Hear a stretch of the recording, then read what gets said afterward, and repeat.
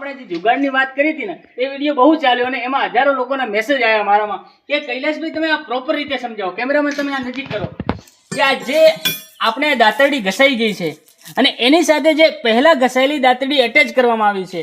જુઓ તમે કેમેરામેન આ એકદમ પ્રોપર રીતે બતાવો. ધારો કે આ દાંતરડી છે, આ ભરતભાઈ આવી રીતે ગોઠવવાની આવશે ને, કેવી એ સમજાવો કે એક મિનિટ